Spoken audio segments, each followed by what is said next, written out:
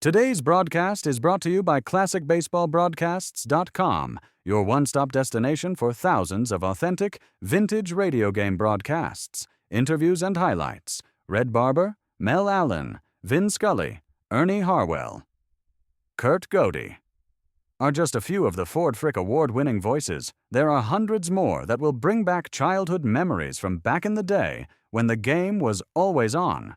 From the crack of the bat to the roar of the crowd, relive the moments that made Baseball America's favorite pastime. Get started for free and step back in time listening to baseball's greatest moments.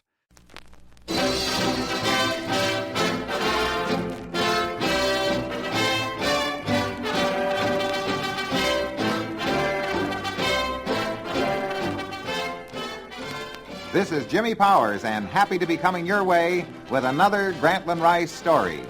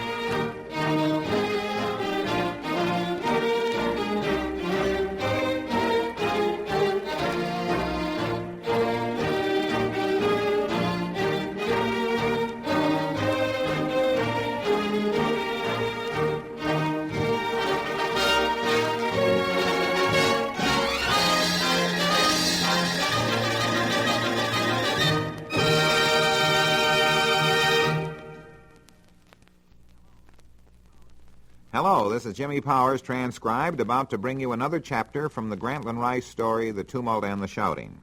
Today we're putting the finger of immortality on some of the great athletes of the past and present who, through their unquestioned stamina, rank high in what Granny calls iron ore content. So, with a nod to the young and heart spirit of Granny Rice, I once again open the book and take up the narrative in first person.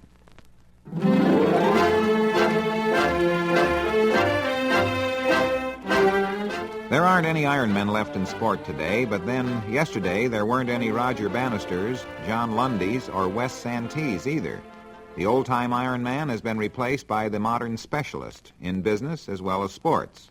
However, the age of the Ironman was largely from another era, and I knew my share of them. If Ty Cobb wasn't an Ironman, who was? Ty traveled at top speed on a pair of fairly thin legs for 24 years. He hunted all winter, and he played baseball all spring and summer. He played in more than 3,000 ball games, and he scored over 4,000 runs, always in rapid action. If Cy Young wasn't an Ironman, who was?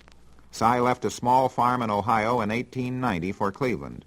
His square name was Denton, but after he had been given a tryout and had knocked the boards right out of the backstop with his high hard one critic said it looked as if a cyclone had hit the place.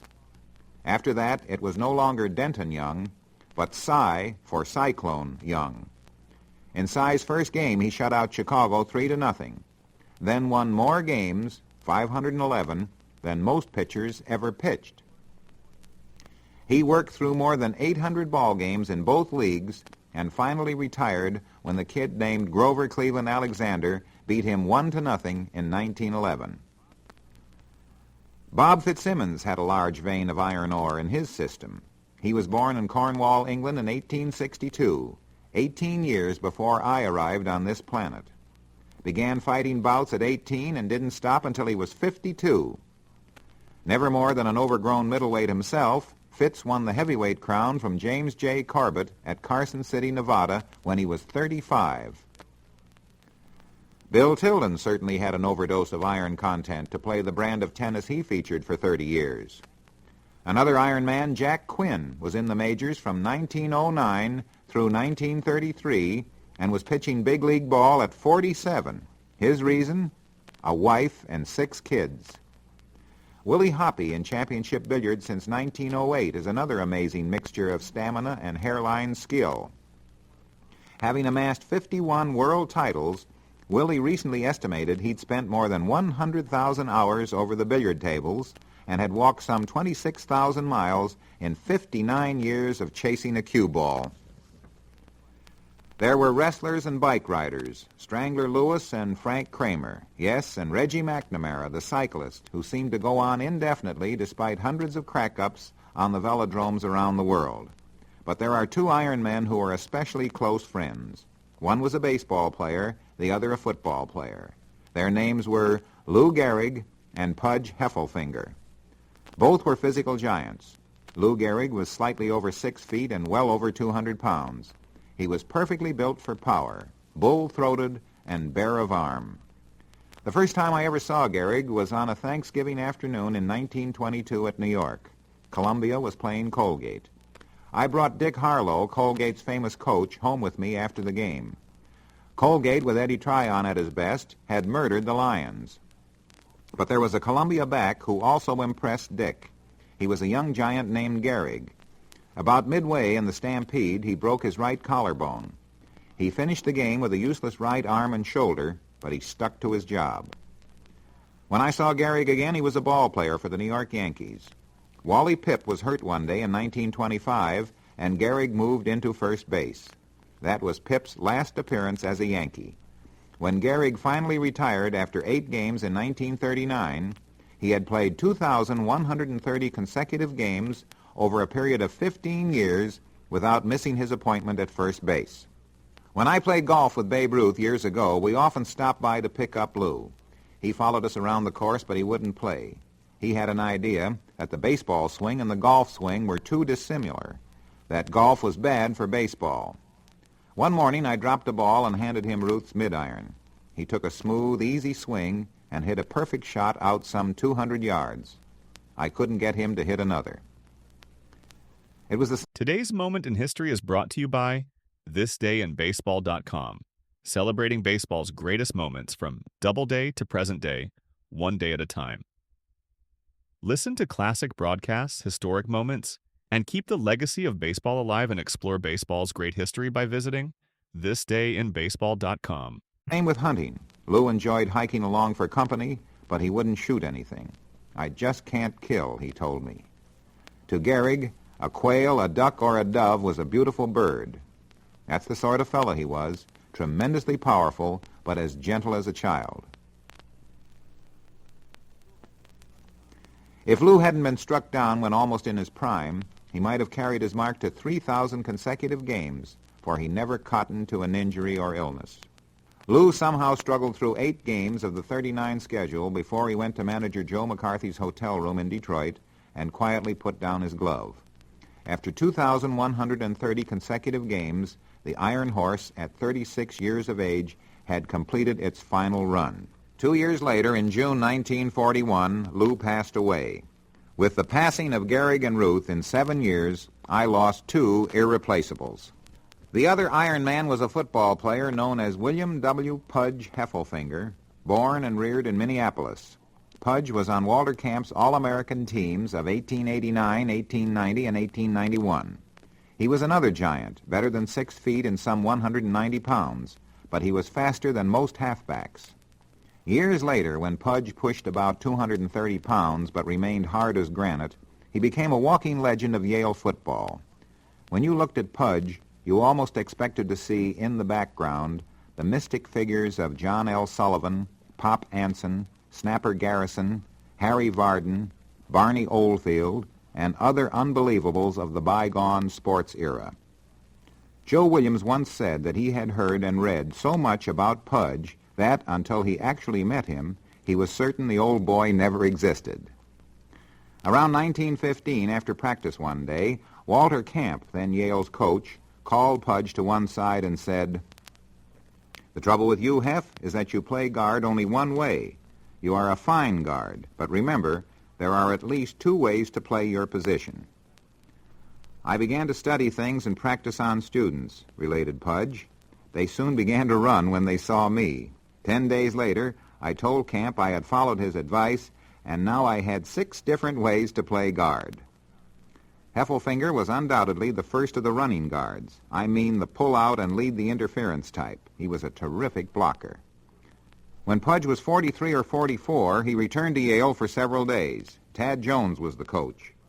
Pudge lined up with the scrubs, much against Tad's wishes. He was afraid a man of 44 playing against 20-year-olds might be hurt. That was an historic afternoon. When the scrubs got the ball, Pudge turned to Jess Spaulding, second-team halfback, and said, "Jess, follow me."